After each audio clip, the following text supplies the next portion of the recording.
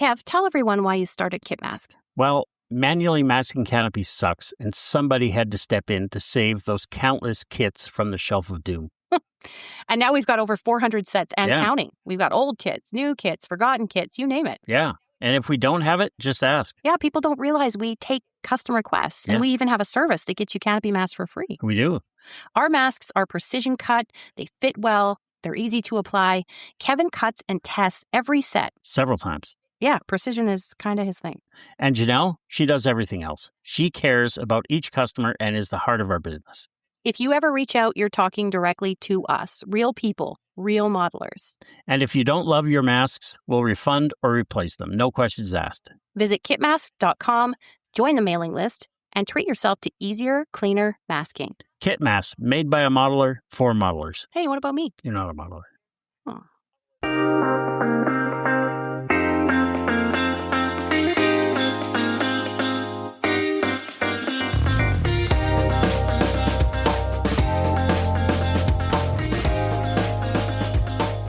Staying warm, Kentucky Dave? I'm trying to, man. It is cold and snowy. This thing that they said was coming, it came. It's coming. We'll see how bad it gets, but yep. Not too terrible yet, except for the cold, but we got another 24 hours of this precipitation. So yeah, it's going to be a lot. Yep. And I'll tell you what, the cold is worse than the snow for me. It can be. It makes it no fun to do anything outside. Yep. Well, Dave, we've struggled a little bit this month to get a show spotlight out, and we kind of teased that the PSA we did for Brandon and Winter Blitz might be it, but we finally got somebody we want to talk to. Yep. They agreed to it, and we worked it out. So we do have one to promote for the upcoming month of February, and we're going to go down to a Region 11, figuratively. We're not actually going down there, unfortunately. Might be nice now. Region 11, IPMS First Coast Chapter in Jacksonville, Florida, Dave. We got Mr. Bob Tate from that club, and he's going to tell us all about JaxCon.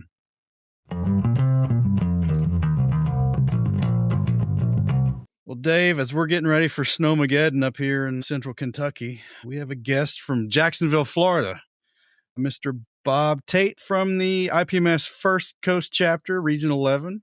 Bob, how you doing tonight? I'm doing very well, thanks. Thank you, gentlemen, for having me. Well, we hear you got a show coming up, and we're trying to promote shows, and I was going through the details of your show and thought it would be worthwhile to let the modeling community know for kind of twofold. One, to get word out for folks in your geography. Maybe they don't know about it. That'd be hard to believe, but it certainly happens, or in a commutable distance, and may push them over the edge to actually come to the show. And the other is for other clubs and modelers to learn about what other clubs are doing as far as their shows go, because a lot of folks these days are doing some different things, and things are getting interesting on the show front. So your show looked inviting for that kind of thing. So we wanted to talk to you guys. So give us the ins and outs, the W's, the who, what's, and where's about your upcoming show. Okay. Well, first of all, it is JaxCon 2026. It will be on Friday afternoon, February 6th, and all day on Saturday, February 7th. The Friday afternoon is really a setup time to allow vendors to come in, and we do have some pre-registration models where can bring their models in. And we also have kind of a social hour at the end of it, just to mix a little bit prior to the show the next day. But the real show registration starts at 9 a.m., and then we hope and expect to have judging done and awards done by 5 p.m. on Saturday. Our show is held at the North Jacksonville Baptist Church Fellowship Hall, real quickly, 8531 North Main Street, Jacksonville, Florida. And you can, of course, Google it and get directions to it. Now, how long have you all been running a show in Jacksonville? We've had a show for more than 20 years. Actually, I came in about 10 years in, so I'm not exactly sure of the start date, but it was early in the 2000s that we started this show. Well, I want to back up a little bit. This show, JaxCon, is about the third one, I think, who's doing a day plus, doing the Friday before, doing some stuff. I think Chattanooga does that, Dave. Yep. And then somebody else, one of our recent ones, also does that. I just want to know how that's been perceived and how that works on the ground as far as, well, not the logistics of it, but do folks like having that extra time up at the front end? Do you get a fair amount of participation? I assume you do from the vendors. Absolutely. The vendors love it because they don't have to get up at dark 30 to come in and get set up. And the early morning preparation is always a madhouse. So we've basically spread it out to the night before. That's the main purpose, is to get the vendors in. Though we do have an opportunity for people who want to go ahead and come and register and put their models on the table that evening. Our raffle, which is a really big part of our show, is we get a lot of models to put out. I could talk about that in a little bit if we have time.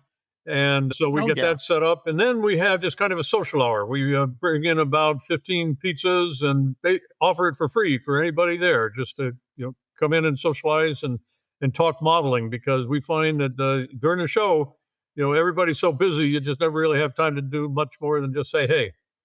Bob, I'm really thrilled to hear that, because Mike and I were both big promoters of shows. And one of the things that we both emphasize on in regard to shows is the social aspect.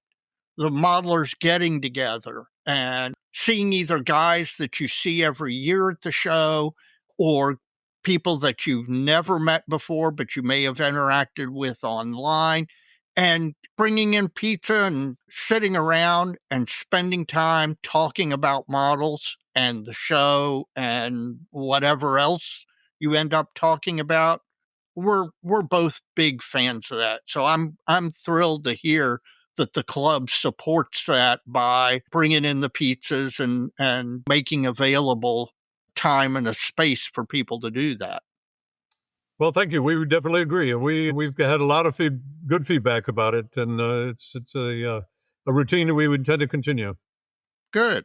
Another thing that made me take interest in your show, it's another in my opinion, a growing number of clubs who are running an open gold, silver, bronze system. I'd be curious to know how long you guys have done that and what's been the general reception in Region 11 down there where you guys are. We've been doing it for several years now. I don't know the exact, but I would guess that as time flies, it's probably been at least 4 to 5 years that we've had gold, silver, bronze. And frankly, initially, there was an awful lot of opposition within our club about it, because people were just used to the competition, the first, second, and third. And sure. And frankly, people like to be able to say, hey, I got first prize in the the 48 scale German aircraft category. However, we overcame that opposition, and we found that we really like it as a club. I really can't speak for everybody, and we haven't done any kind of polling of the people that enter in our contest, or I should say our show, because it's not a contest. But we have gotten a lot of positive feedback. And one of the biggest criticisms of it, or at least the opposition, is people think it's going to become just a participation award, that everybody gets a gold. But we have found that just with honest judging, that roughly it really is quarters. About 25% of the participants get a gold, 25 get a bronze, 25 get a silver, and then there are 25 that get away with just a participation badge, which really sounds pretty fair when you consider that the people that enter these contests are generally the best of the best, or that the competition is really fierce. But it's not a competition anymore. It is a recognition of excellent work. And that's our intention. And I think people really appreciate that they can walk away with a gold medal that still really means something. Well, I assume that once you made the changeover and people experienced it for a couple of years, has there been any push among your club members or to switch back? No, none at all. We're just all really, I think as a club, I can really speak that we're very enthusiastic about the formula, and no, we won't go back. Well, I've looked at your website, and you do have a couple of things going there. You do have written standards for each of the medaling categories, and then it sounds like, and you can elaborate a little bit. It sounds like you've set the table for the entries up just as zones loosely based on general genre of the subject matter. Is that correct? Yeah, we still do that, and honestly, it really doesn't matter because you're judging, just one model, by itself. but we still keep them within the genres and subcategories and so on, mostly so that people, when they're looking at it, again, a 148 scale German airplane, can look at all the others in the area and all in one location. And so it makes it easier for judging, because the judging is, they still are judging by category, and also for the general public as they're walking around to be able to conveniently see the models on display. Yeah, almost all of the open systems, gold, silver, bronze, that we've encountered do the same thing. Even though you're correct, technically you don't need to organize into categories and all. For display purposes and for viewing purposes. Well, and for judging purposes, too. Right. It still makes sense to do that. But I guess I was assuming it was not quite as granular if you'd split everything down by scale and number of engines and all that stuff. Yeah, and frankly, also for the judge's point of view. I mean, when you've got a judge, he's going to be judging all cars, or a judge is going to be judging aircraft. And that way they're not bouncing around from table to table trying to find a loose model in some far off table in the corner. Your subject matter experts just have one or two places to go instead of all over the show floor. Yes, that's right. Trying to find all the entries. So really interesting. I think you said you've not done any polling, but I think if you change your perspective a little bit, you actually have, because folks are still coming to your show. What kind of size-wise there's two ways to look at it. Number of entrants as far as people actually bringing things, and then the number of entries on the tables when it's all said and done. What's that looking like? Well, our last show, I don't know the exact numbers, but we had well over 150 entries with over 600 models on the table. Okay, so that's a good turnout for an invitational type show. That's a really, really good. That's a strong turnout. So. Yeah, so there's your polling right there. Folks are fine with it. They're bringing 600 models to this thing. Very interesting. On Saturday, you say registration opens at 9, then closes about what? It closes at noon, and then we rope off the show area from the vendors area, and then so that the judges can have no distractions while they judge. And the judging normally goes, of course, that's one of our biggest problems with our show, is having enough judges. Right. Bill is always calling, for people looking for volunteers to judge, because, of course, the number of judges determines how quickly we get through and get to the award ceremony. But typically, we start at noon with the judging, and about 4:30 they're done, and the award ceremony usually wraps up. We don't really do every award, of course. We just recognize the special and the theme and category awards, and the medals themselves of gold, silver, and bronze are just put on the table next to the models. Now, you mentioned special awards or theme awards. What's your theme this year, and what's, in addition to the gold, silver, bronze and the category, the best ofs, what other specialty awards do you have this year? Oh boy, I can name a few. I couldn't give you an exhaustive list, but our theme, that's fine. Yeah, our theme is 80 years of the Blue Angels. So the special award is for the best Blue Angels display, because I don't know if you're aware of it, the Blue Angels started in Jacksonville, Florida back in 1946. Don't tell anybody from Pensacola that. That's right. Yeah, we're the birthplace. There's no doubt about it. They recognize it too. And then we have a series of special awards, things like I'll just say the best armor, the best aircraft, the best natural metal finish, best ship, and things like that. And then we have a couple of special awards. We have a couple of our members who passed away during the last year. For instance, Buck Dean was a big armor guy, so we are having a special award, the Buck Dean Award for the best German armor, as an example. Yeah, a lot of clubs do that to honor members who have passed. I'm glad to hear your club is doing that too. What's the vendor landscape looking like if they're all going to come in early? Hopefully there's a lot of them. Yeah, we have, I'm only guessing that, first of all of our tables are sold out. I'll just say that. Okay. That's good. That is good. All right. And a lot of times it's a mix of collection dispositions and then hobby shops. And is there any notables that come to your show down that area? I'm not familiar with that part of the modeling world down there.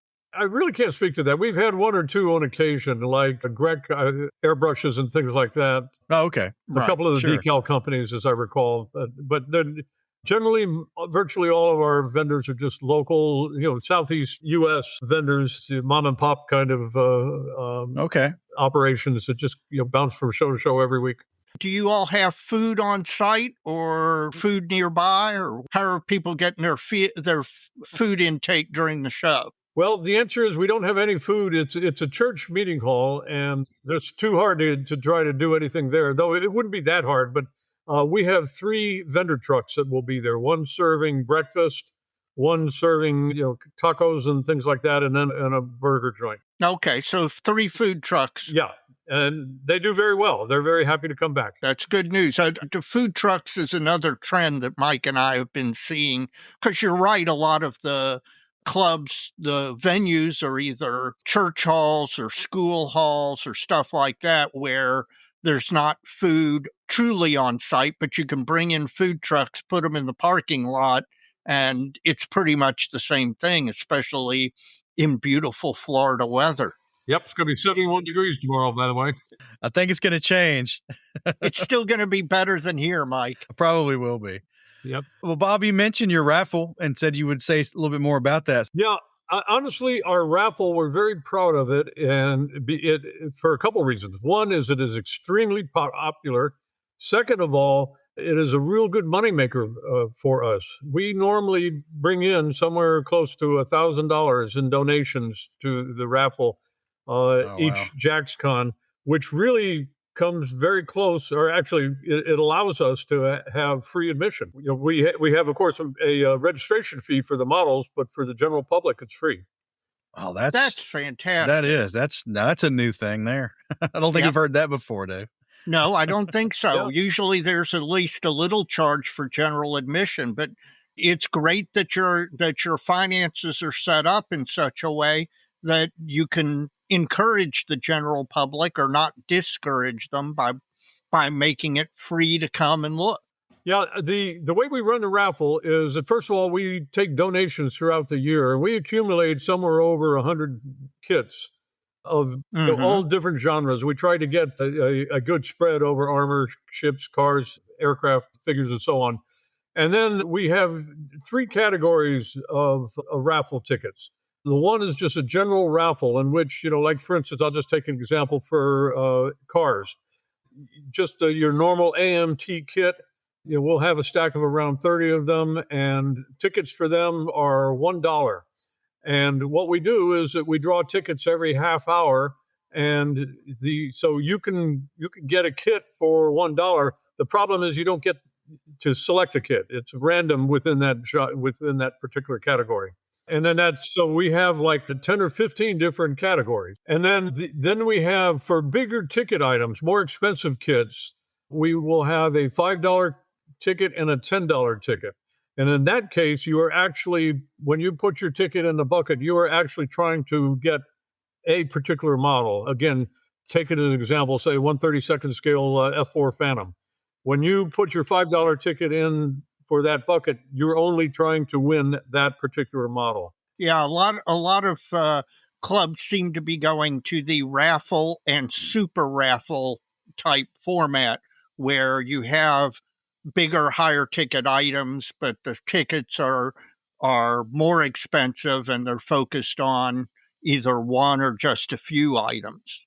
Is there anything else unique about JaxCon you'd want folks to know that's maybe different than most of the other shows? Well, no, not really. I can't think of anything as a comparison. I would just speak about our club and the way we run it. We recognize that modeling ultimately is simply a hobby. It's something that people do for fun. And that was one of the reasons why we went to gold, silver, bronze, is to take the competitive, competitive aspect to it and make it more of an enjoyable thing where you're recognized for the work that you do without any of the competition that sometimes really can get cutthroat.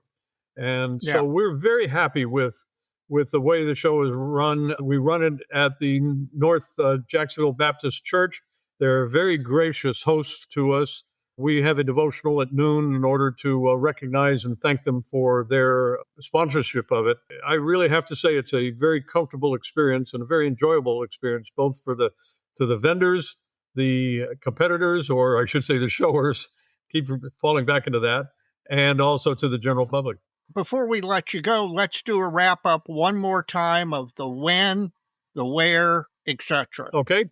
Well, it's JaxCon 2026. It will be on February 6th in the afternoon, Friday from 5 to 8 for early registration and for vendor setup. And then February 7th, Saturday from 9 to 5 for model registration. And at noon, the judging begins with the award ceremony around 5. The North Jacksonville Baptist Church Fellowship Hall is at 8531 North Main Street, Jacksonville, Florida, 32218.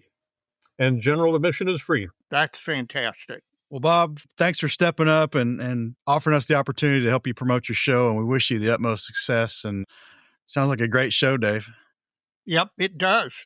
Hopefully somebody attending will take a lot of pictures and post them to the dojo, our Facebook page, and we'll get to see what it looks like on the ground in February. Well, thank you very much, gentlemen, for the opportunity. I really appreciate it. I hope you guys have a lovely day, and come on down and come to Jacksonville. Well, Dave, it's another gold, silver, bronze. It's another food trucks. Yeah. It's another show that's doing some things that, when we were coming up and all this, doing the shows back in our younger days, food trucks were much of a thing yet. And no, but it's a great innovation. Lots of contests are adding them now. And it's a whole lot easier than having to get in your car and hunt to go someplace in the middle of a contest. And they're usually pretty good. Yes, they are. Yes, they are. Well, folks, if you're down that way in Jacksonville, Florida, or the commutable area around Jacksonville, take in the show. Again, it's kind of it's an evening on Friday with a pizza social and then all day Saturday. So yeah, that's another thing some folks are doing now. That really wasn't much of a thing either till seems like more recently. And another thing, I like it. I like the social aspect.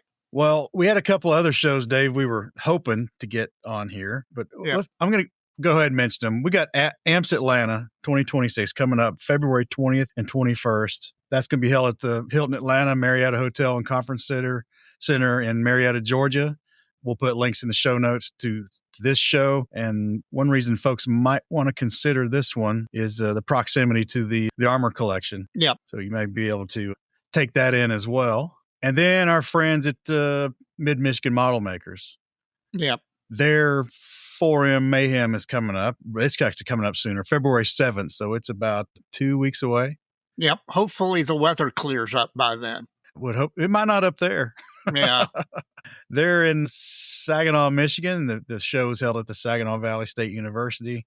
Theme this year is Red, White, and Blue 250. It's a semi-quincentennial celebration. So says they got double the space, double the vendors, double the parking, and 10 times the fun at the 41st anniversary 4M Mayhem. So shout out to the Mid-Michigan guys. Wish them success as well. So there's plenty of shows coming up in February, Dave. Yep. Anything else? No, I would love to get down to the Jacksonville show because, man, I figured it'd be warmer than it is here, but it ain't going to happen. Not this year. Well, folks, if you're in the middle of this mess, be safe, stay warm, don't anything crazy. Stay inside if you can. Yeah. Get to the bench and model. That's right. All right, Dave. I hope that's what you're about to go do. I'm going to.